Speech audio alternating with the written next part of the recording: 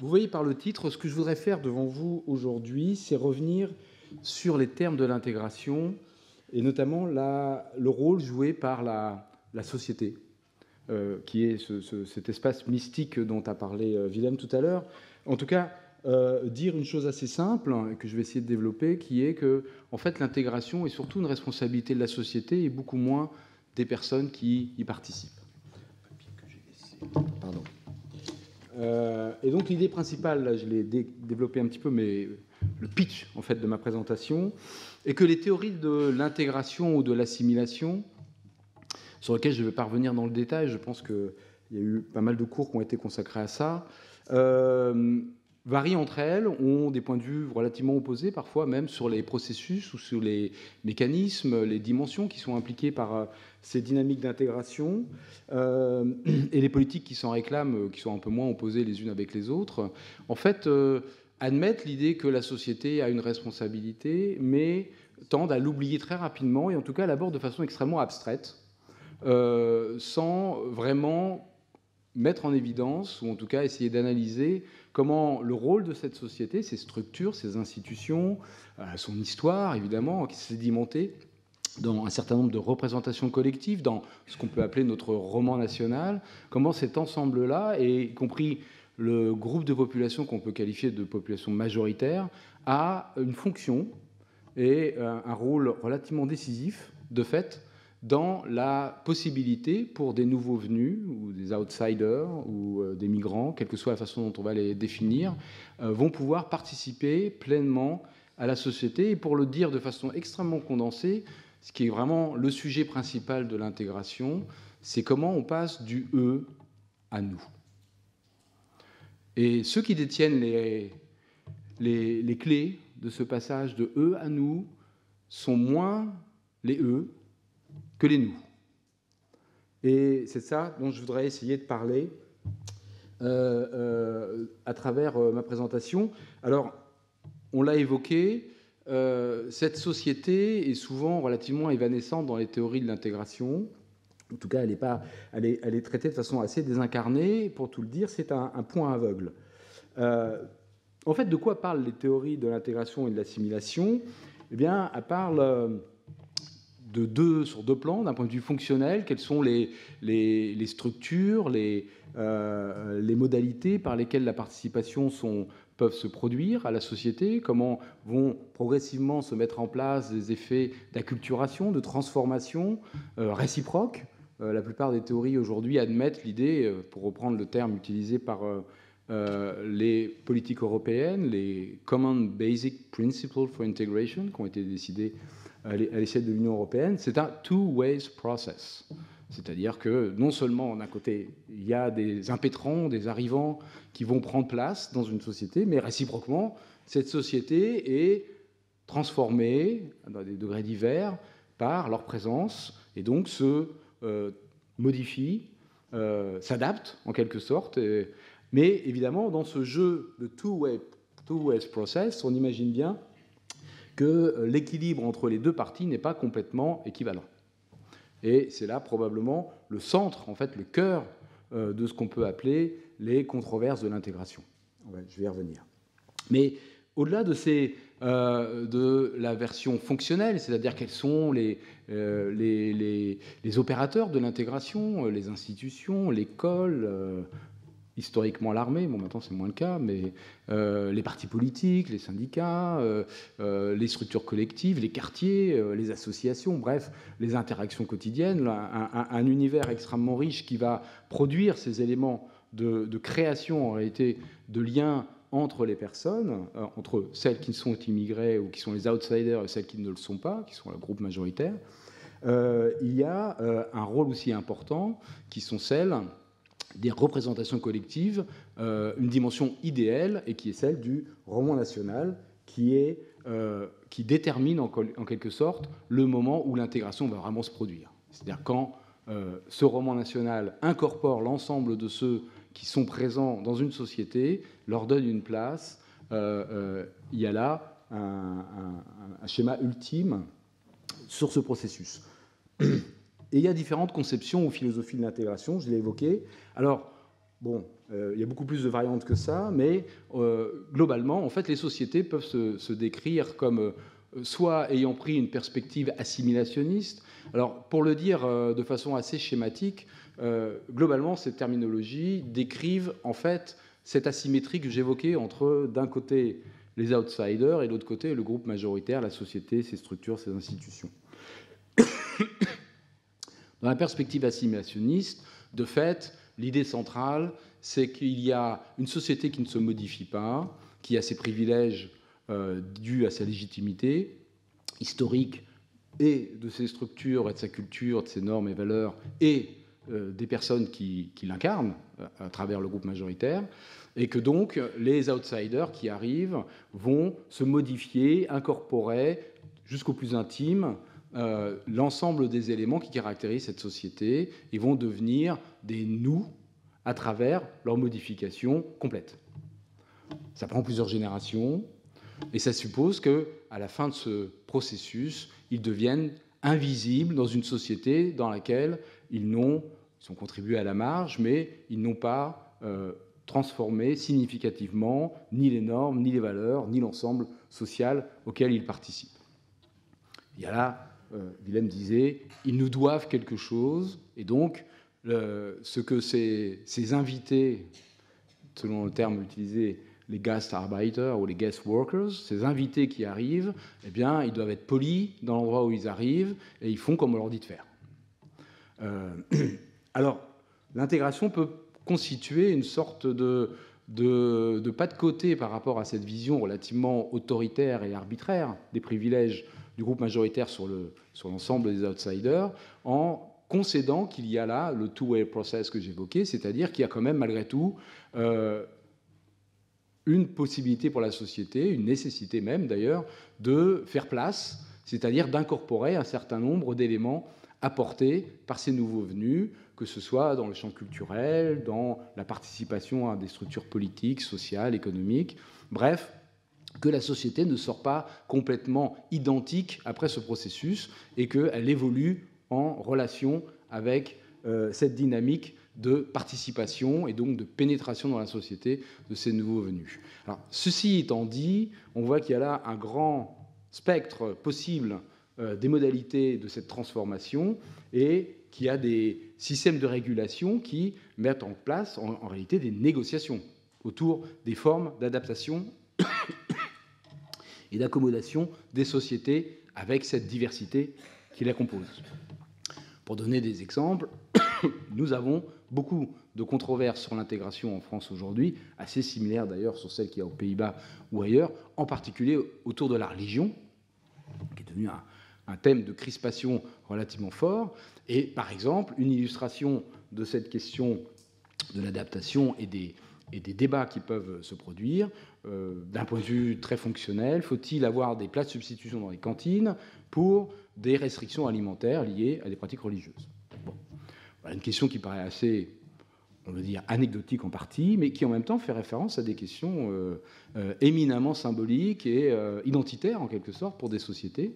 Et on voit là des combats féroces autour de cet enjeu d'adaptation des cantines, par exemple dans les écoles, qui me semble éclairer ce qu'on peut appeler des négociations autour des adaptations. Peut-être que dans une quinzaine d'années, les cantines seront avec des propositions multiples de repas et on ne pensera même plus. Mais au moment où ça se produit, on considère qu'il y a là un enjeu pour définir quelle est la place respective des pratiques et leur utilisation ou pas, leur reconnaissance à l'intérieur du pot commun des pratiques qui sont acceptées et légitimes dans la société nationale. On peut multiplier le type de terrain sur lequel ces conflits se produisent, plus ou moins aigus, avec des compromis qui arrivent. Et donc, il me semble que la question de l'intégration, c'est en réalité la gestion de ces conflits. La mise disons, les solutions trouvées, des fois pas, hein, et donc cette dynamique-là est au cœur de ce qu'on peut appeler l'intégration. Néanmoins, dans ce cas-là, on considère toujours, il me semble, dans tous les pays qui se revendiquent d'une forme d'intégration politique, on revendique toujours le privilège central du groupe historique qui, lui, définit les règles et laisse, jusqu'à un certain point, des marges de manœuvre, des capacités, disons, d'action à ces outsiders, mais on reconnaît que ce groupe majoritaire a une légitimité inscrite dans l'histoire, inscrite dans sa présence et dans son incarnation dans un certain nombre d'institutions et de structures qui le représentent. Alors qu'un autre type de cas de figure qu'on pourrait qualifier de multiculturalisme ou de pluralisme fait encore un pas de côté par rapport à cette conception-là, en considérant qu'on peut tout rediscuter. Il y a malgré tout quand même une histoire, évidemment, toutes les sociétés en ont une, mais les formes d'évolution, les transformations peuvent donner lieu à des reconnaissances relativement avancées de la participation d'entités culturelles, ethniques, raciales, religieuses, qui ont leur place en tant que telles, et non pas de façon périphérique, à l'intérieur de la société. Et donc, on imagine bien, entre ces différents modèles, plus ou moins aboutis et plus ou moins réalisés, que les conséquences en matière d'attente, d'injonction en termes d'intégration à l'égard des outsiders vont être assez différentes. Et de ce point de vue-là, les théories de l'intégration doivent s'actualiser de façon différente selon les contextes nationaux où elles vont s'observer et se mettre en place.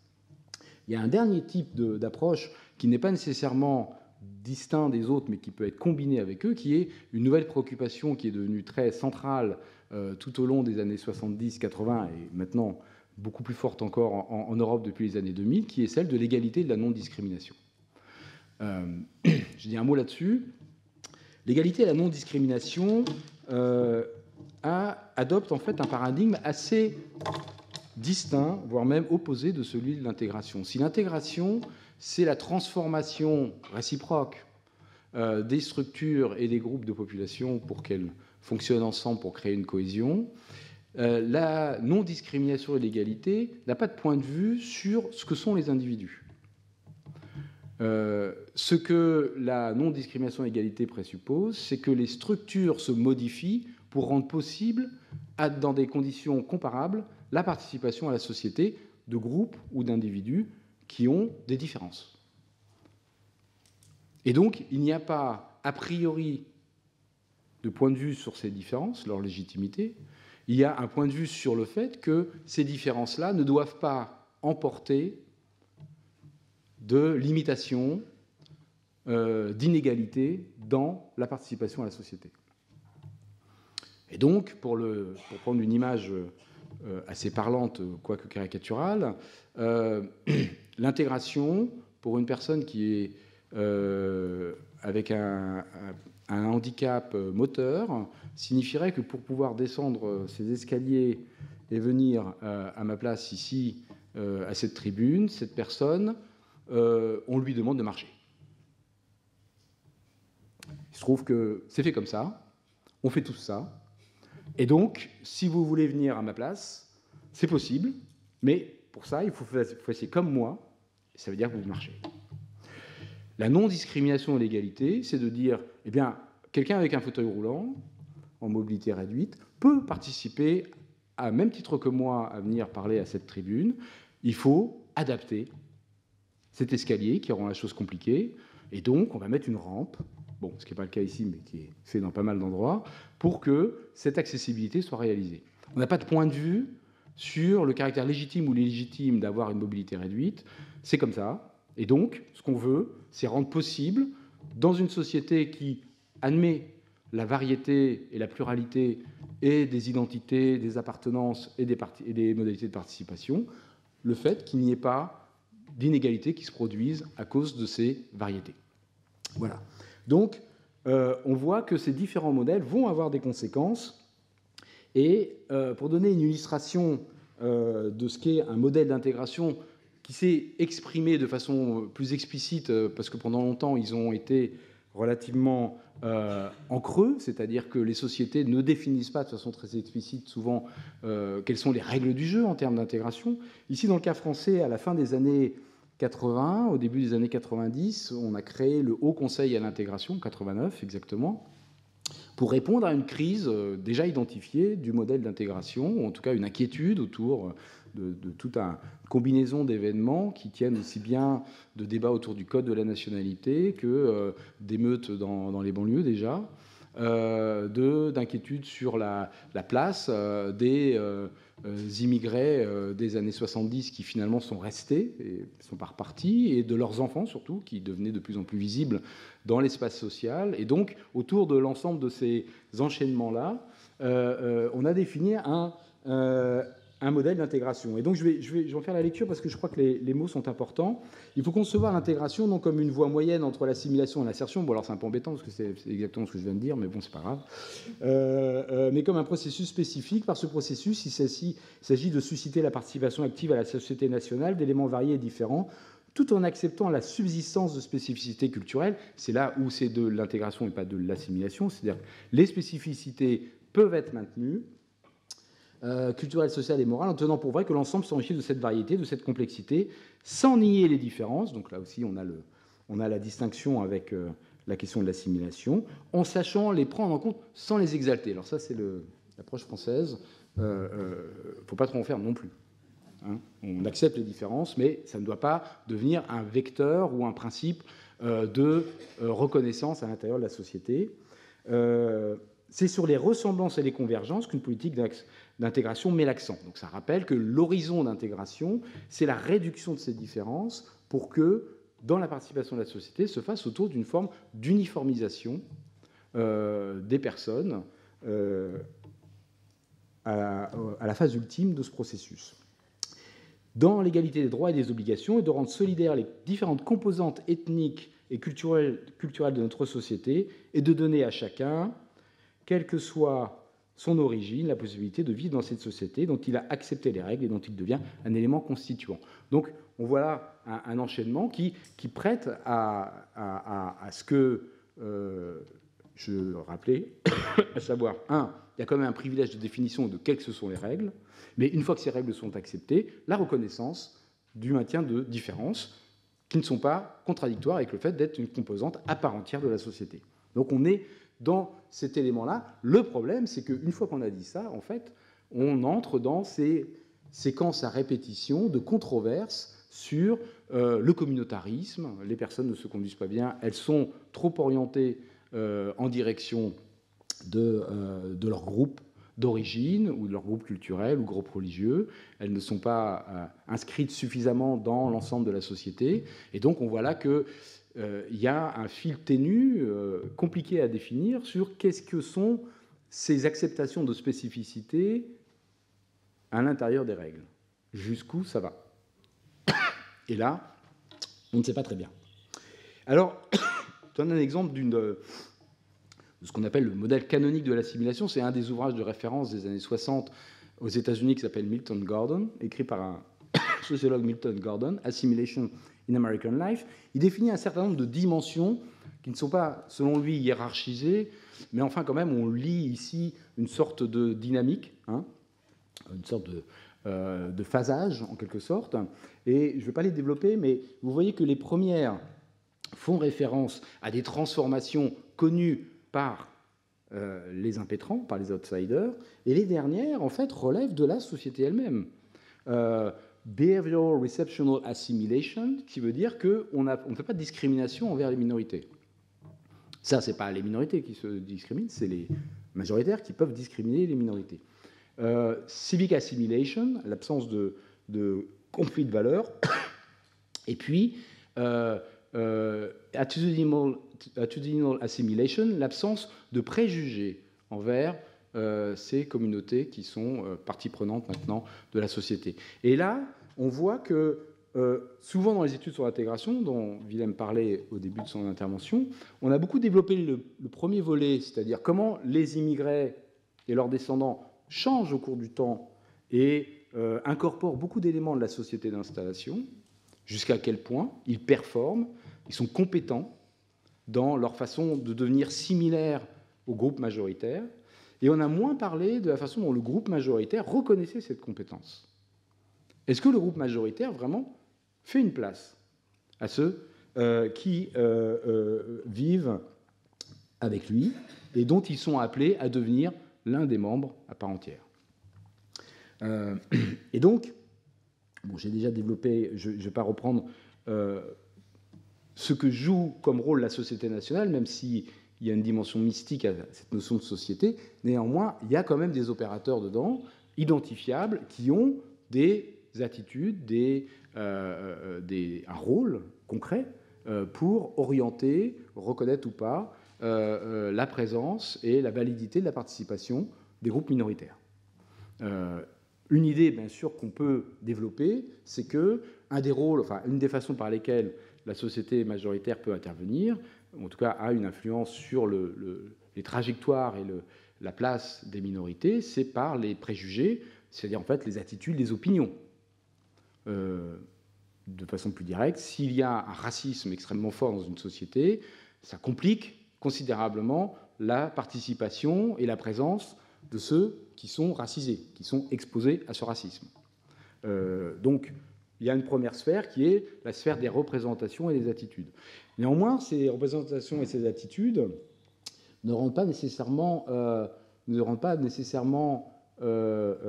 revenir là-dessus, ne sont pas automatiquement convertis dans des comportements.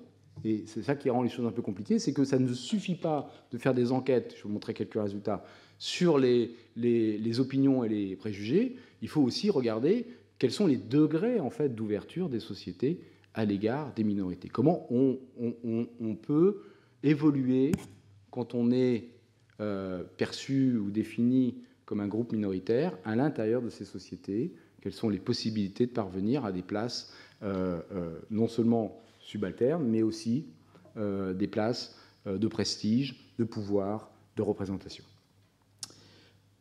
Alors, dans les analyses sur l'intégration du point de vue de ceux qui sont les immigrés ou les descendants d'immigrés, il y a plusieurs façons d'interpréter à chaque fois les résultats. Je vous donne un exemple. Ici, il s'agit de la ségrégation observée en France pour un certain nombre de groupes d'origine qui sont migrants ou descendants d'immigrés, c'est-à-dire nés en France, dans ce cas-là, de parents immigrés, d'un ou deux. Et l'indicateur que vous voyez représenté ici, c'est le pourcentage de chacun des groupes qui vit dans des quartiers dont les habitants ont parmi les 10% plus faibles revenus en France, c'est-à-dire en fait les quartiers les plus pauvres de France. D'accord ? En moyenne, 7% de ceux qui n'ont pas de lien à l'immigration sur 2 générations, qu'on a qualifié de population majoritaire, vivent dans des quartiers qu'on peut qualifier de défavorisés, avec cette définition. D'accord ? Et vous voyez que l'écart est assez fort avec ceux d'origine d'Afrique subsaharienne, Maroc, Tunisie, Algérie ou Turquie, un peu moins pour Asie du Sud-Est, et beaucoup moins pour les personnes d'origine espagnole, italienne ou portugaise. Et ça signale quoi ? 2 choses. D'une part, qu'il y a une forme de bifurcation parmi ceux qu'on peut appeler les immigrés et descendants d'immigrés entre ceux qui sont d'origine européenne et ceux qui ne sont pas d'origine européenne. Et deuxièmement, qu'on a une mauvaise nouvelle, c'est que si les immigrés sont concentrés dans des quartiers défavorisés, c'est vrai aussi pour leurs enfants qui sont nés, socialisés, scolarisés en France. C'est-à-dire pour ceux qui maîtrisent un peu mieux les codes, qui connaissent les règles du jeu, et dont on peut décrire qu'il y a eu une amélioration de la situation sociale. Et bien malgré ça, ils restent confinés dans des quartiers plus difficiles, ce qui veut dire qu'il y a un système ségrégatif extrêmement dense qui assigne des places. Et donc, ça, c'est la première interprétation que je peux donner. C'est-à-dire que si on veut comprendre l'intégration, on va dire là, il y a un problème du point de vue de la mobilité possible à l'intérieur de la société française pour une partie de la population marquée par les origines non européennes. Et donc, un système racialisé, en fait, d'assignation de places qui montre que le modèle d'intégration ne fonctionne pas très bien. Mais la même information est utilisée souvent dans une autre perspective pour dire ces quartiers dans lesquels se regroupent sont concentrées les personnes qui sont ségrégées, deviennent des quartiers ghettos dans lesquels la loi de la République ne s'applique pas et où les personnes qui y vivent, en fait, développent des modes de vie et des références qui sont en rupture avec le reste de la société. Et donc, vous voyez que, au lieu de dire on a un problème dans le mécanisme de l'intégration au sens de la responsabilité de la société à produire une certaine forme de fluidité dans l'accès ici au milieu d'habitat, on en arrive à développer un autre discours qui est de dire, de rendre responsables les personnes qui sont exposées à ces ségrégations et discriminations dans l'habitat, parce qu'elles développeraient en fait une forme de séparatisme à l'intérieur des quartiers où elles sont confinées. Alors, il y a des choses à raconter extrêmement passionnantes, évidemment, sur les modes de vie et ce qui se produit, ce que les sociologues de l'école de Chicago aux États-Unis ont beaucoup travaillé dans les années 20, puis après dans les années 60, autour d'ordre moral, de sphères de construction d'un ordre social local, qui peut être assez différent de celui d'autres quartiers et d'autres villes. Ce qu'on connaît, et pas seulement lié à l'immigration d'ailleurs, on sait bien tous que les sociétés sont des sociétés extrêmement fragmentées dans lesquelles il y a des variations de mode de vie liées à des milieux sociaux et aussi à des conditions d'habitat.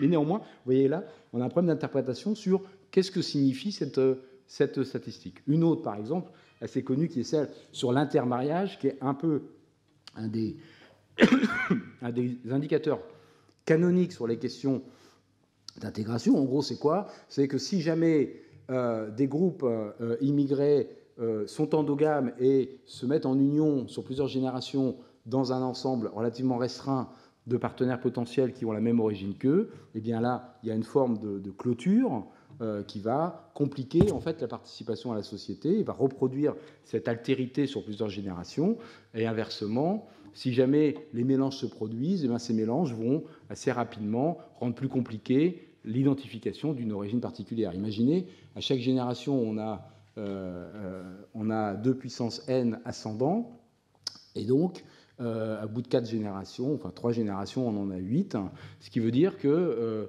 si on a 8 ascendants d'origines différentes, quelle est notre origine? Et si les 8 sont de la même origine, c'est plus facile de s'identifier. Donc vous voyez que ces questions-là sont traitées de cette façon-là, mais quand on voit le résultat, souvent on imagine plutôt la clôture venant du groupe minoritaire et on ne parle pas de la clôture du groupe majoritaire. Or, pour pouvoir s'unir à quelqu'un, il ne faut pas simplement aller vers quelqu'un, il faut aussi que cette personne nous accepte. Et donc, quels sont les mécanismes de fermeture à l'intérieur des sociétés autour des mariages ou des unions, plus généralement interraciales, interreligieuses ou interethniques? Eh bien, il y a peu d'études qui, en définitive, travaillent sérieusement la question de ces hostilités, de ces impositions, de la mésalliance, en empêchant ces unions à l'intérieur entre ces groupes minoritaires et les groupes majoritaires. Bon, je ne vais pas parler du résultat lui-même, sinon je reviendrai à la fin. Et donc, je vois que je parle un peu trop lentement, je voudrais arriver à mon dernier point. Les politiques d'intégration aussi ont un rôle extrêmement significatif, évidemment, dans la formation de ces processus par lesquels ils peuvent se produire. Or, ce qu'on constate dans le cadre européen, j'ai pris l'exemple de 4 pays, c'est qu'on a en réalité une instabilité de ces modèles d'intégration. On parle souvent de façon un peu caricaturale, mais en fait, ces modèles d'intégration ont connu des évolutions extrêmement rapides dans les 10 dernières années. Les Pays-Bas, Willem y a fait allusion à plusieurs reprises, en réalité qui était vu comme un pays multiculturaliste avec disons un objectif et une mise en récit autour de cette dimension-là dans les années 80-90, est passé à un monoculturalisme extrêmement important qui emprunte très fortement les discours et les représentations qui valaient en France autour de l'intégration dans les années 80. C'est-à-dire que là, on a eu une transformation de ce modèle extrêmement forte dans le cas des Pays-Bas. C'est vrai aussi de l'Angleterre. Bon, le Brexit nous l'a montré, mais le caractère multiculturaliste de la société britannique, qui reste vrai dans sa composition, l'est beaucoup moins dans la façon dont on parle, en fait, de l'identité nationale britannique, de la nécessité de réaffirmer la force de cette identité nationale et des conséquences de ce que l'ancien président de la Commission for Racial Equality qualifiait de sleepwalking towards segregation, c'est-à-dire l'existence de communautés relativement fragmentées dans la société britannique et l'exigence de faire ce qui est devenu une politique qui ne s'appelle pas d'intégration, mais qui avait à peu près les mêmes objectifs, qui s'appelle la community cohesion. Donc là, on a aussi, du côté britannique, des évolutions. Et dans le cas français, dans le cas allemand, qui est venu sur le tard à ces questions, qui a une reconnaissance de son caractère pluriethnique du bout des lèvres, je dirais, mais qui a adopté une politique extrêmement assimilationniste, en réalité, dans les faits, et un retour de l'identité allemande, l'identité centrale qui s'appelle la Leitkultur, la culture, comment tu traduirais, guide, voilà, la culture dominante, qui doit organiser en fait, en réalité, les différentes composantes de la société. Alors, dans le cas français, si on veut regarder dans un petit film l'évolution, vous voyez les différents pôles. Alors, j'ai rajouté laïcité, qui est un peu une spécialité française qu'on ne trouvera pas de la même façon dans les autres pays. Et donc, en 84, on a un moment assez particulier de multiculturalisme, notamment autour de deux marches pour l'égalité en 1983 et 1984, improprement appelée Marche des Beurs, celle de 83, mais en tout cas qui ont mis sur le devant de la scène une exigence d'égalité, non pas pour des étrangers, qui étaient les personnes centrales du débat autour de l'immigration, mais pour des Français d'origine étrangère. C'est-à-dire, c'était une critique directe du modèle d'intégration en disant la nationalité française, la citoyenneté, cette participation assurée par la citoyenneté ne suffit pas. Ne suffit pas à obtenir l'égalité, ça ne marche pas. Et donc, il y a eu un débat autour de ces années-là qui ouvrait sur une perspective un peu multiculturaliste, vraiment très ténue, mais qui a été tout de suite court-circuité par un autre événement à ce même moment, qui a été la montée du Front National dans les élections municipales et européennes, et donc un débat qui s'est déplacé autour du fait qu'il ne fallait pas laisser l'identité nationale au Front National, et donc une polarisation autour de cette identité, et pardon, je fais dans l'autre sens, et donc un retour quand même à l'intégration, c'est-à-dire en fait une reformulation du vieux modèle d'intégration qui était plutôt assimilationniste à celui que je vous ai présenté, qui était un peu plus ouvert, mais néanmoins rappelait quand même l'importance de travailler autour de ces valeurs centrales. Et puis dans les années 2000, on a eu un développement qui n'était pas complètement en remplacement, mais qui quand même s'est juxtaposé à cette question de l'intégration, qui était celle de les luttes contre les discriminations. Et autour de la lutte contre les discriminations, il faut se rappeler que Martine Aubry, en 1998, ministre de l'Emploi et des Affaires sociales, dit en fait, la question de l'intégration, c'est une question finie, c'est pas de ça dont il faut parler. Il faut parler des descendants d'immigrés et de leur présence dans la société. C'est pas un enjeu d'intégration, c'est une question de discrimination. Et bon, ça n'a pas été vraiment suivi d'effets spectaculaires, mais néanmoins, ça a placé une autre question sur l'agenda politique. Mais ça n'a pas duré très longtemps. En l'espace de 5 ans, on est revenu très fortement à la question, même plus de l'intégration, mais de l'assimilation de façon extrêmement forte, avec un certain nombre de dispositifs et de discours qui sont venus prendre place. Et en parallèle, 2004, c'est la loi sur le port du voile dans les écoles, qui a cristallisé un débat autour de la laïcité, qui existait déjà, mais qui a pris de l'ampleur à ce moment-là, et qui, depuis, est devenu un élément central. Et en 2015, à l'époque, Jean-Marc Ayrault était Premier ministre, on annonce la fin de l'intégration. En réalité, il n'y a plus de politique d'intégration quasiment en France, sinon une politique pour des nouveaux arrivants, mais il n'y a plus de politique qui s'appelle intégration au sens strict. Ça peut peut-être vous étonner, mais il y a là eu un changement de paradigme assez fort du point de vue des politiques. Alors, je vais dire deux choses pour conclure. La première, c'est que on voit, du point de vue des représentations, un glissement d'une représentation relativement misérabiliste des immigrés tout au long des années 70-80. En gros, les immigrés sont à fardeau. Ils sont peu formés, ils ont vécu de plein fouet la restructuration industrielle, les licenciements massifs les ont concernés au premier chef, et donc ils vivent dans des conditions relativement difficiles.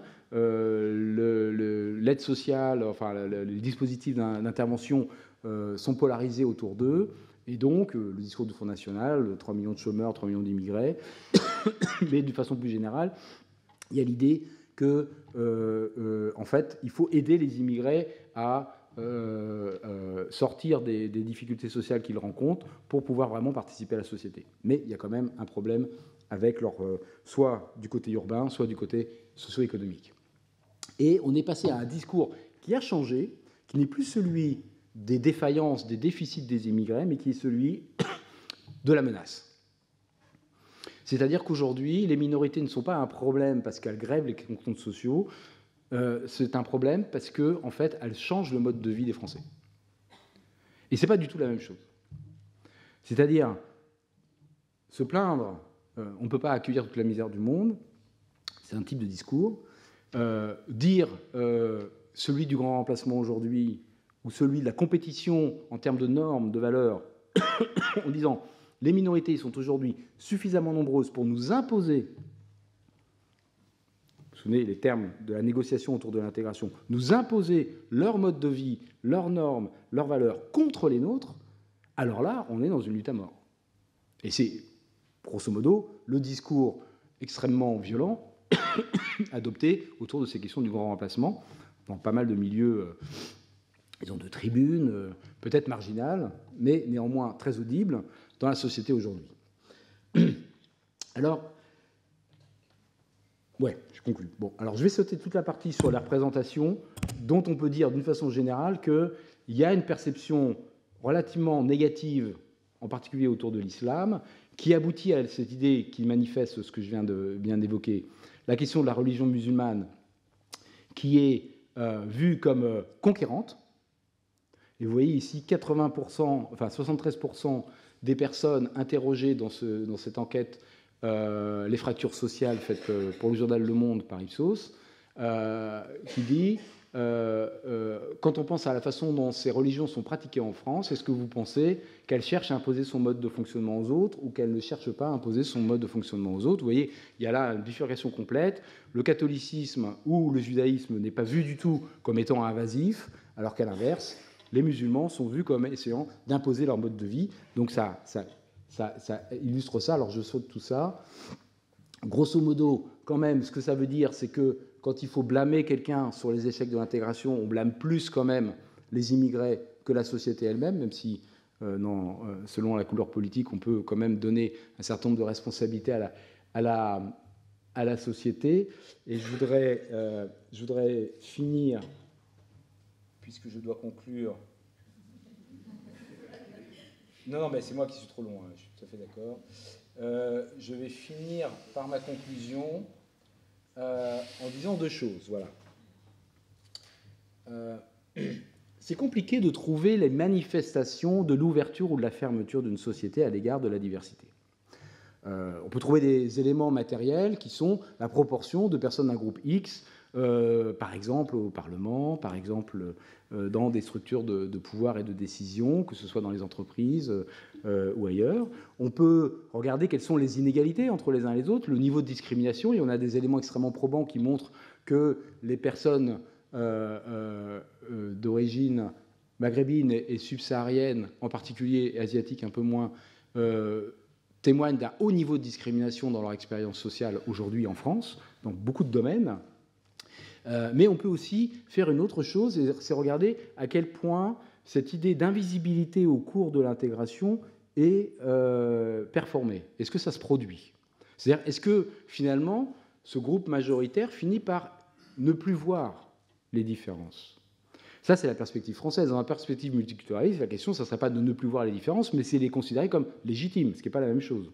C'est-à-dire, on sait que vous êtes un peu différent, mais ça ne fait pas de vous quelqu'un qui n'est pas américain. Vous êtes américain et quelque chose. Ça n'est pas contradictoire. Dans le cas français, on a encore beaucoup de mal à pouvoir formuler les deux termes en même temps. vous êtes Guadeloupéen et Français. Vous êtes Algérien et Français. Il y a là des problèmes d'ajustement. Et donc, on a des éléments dans l'enquête Trajectoire et Origine que nous avons fait en 2008-2009, dont je vous donne l'élément. La première question qui est posée ici, c'est à quelle fréquence on vous demande d'où vous venez? Bon, c'est une question qui est un peu banale, de curiosité, c'est pas nécessairement offensant, ça peut être fatigant quand même, si on vous le demande souvent. Ça veut dire, en tout cas, qu'on vous voit comme quelqu'un qui vient d'ailleurs, sinon on ne vous demande pas d'où vous venez. Hein?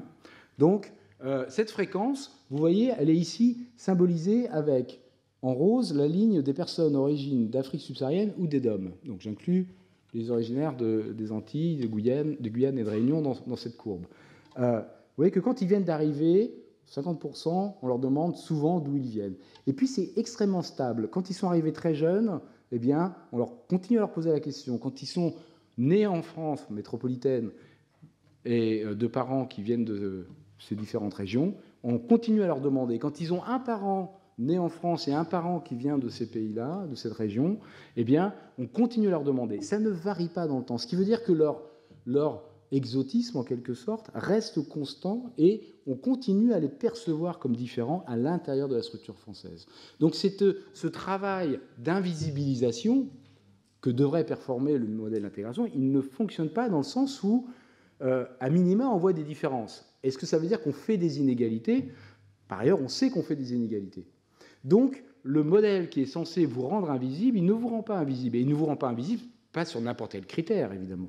Ici, il y a un critère de visibilité qui contredit cette perspective. Ce n'est pas la ligne bleue, c'est-à-dire les Italiens, les Polonais, les Espagnols ou les Portugais qui sont confrontés à cette visibilité. Eux, quand ils arrivent, un accent, quelque chose, fait qu'on va leur demander « Ah bah oui, vous venez d'où ?» ou leur nom. Mais très rapidement, eh bien, ils passent inaperçus. Ils sont membres à part entière du groupe majoritaire.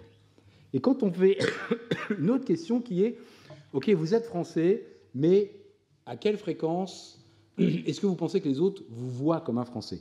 Et là, on a exactement le même schéma, c'est-à-dire que pour une partie extrêmement significative des immigrés, non, je suis français, mais on ne me voit pas comme un Français, évidemment. Mais cette perception d'altérité, elle continue, cette non-reconnaissance, elle continue au fil des générations. Vous voyez que pour les personnes d'origine africaine ou domienne, eh bien, elles se considèrent comme non vues comme françaises en métropole dans plus de 50% des cas quand elles sont elles-mêmes nées en France. Et donc il y a là un problème de cristallisation de ces distinctions. Et je termine avec ma conclusion, qui est qu'il faut qu'on change de paradigme. C'est la conclusion. On change de paradigme. Évidemment, si l'intégration, c'est cette adaptation réciproque dont on a vu le jeu, eh bien, on a un problème, non pas du point de vue de ce que font les immigrés ou les minorités en général dans la société française, mais plutôt sur leur réception et la faculté de cette société à ne pas mettre à l'écart, à ne pas spécifier, racialiser ou ethniciser, ou du point de vue de la religion, identifier séparément des groupes en les considérant comme non participant à part entière à la société, malgré le fait qu'ils développent tous les éléments des codes culturels, le respect des normes et des valeurs, mais qui sont français à part entière du point de vue d'un certain nombre de critères de citoyenneté et de participation, mais qui ne le sont pas du point de vue de leur reconnaissance comme dans le récit national et dans les représentations. Et donc, c'est ça l'enjeu, il me semble, aujourd'hui, de l'intégration. Merci.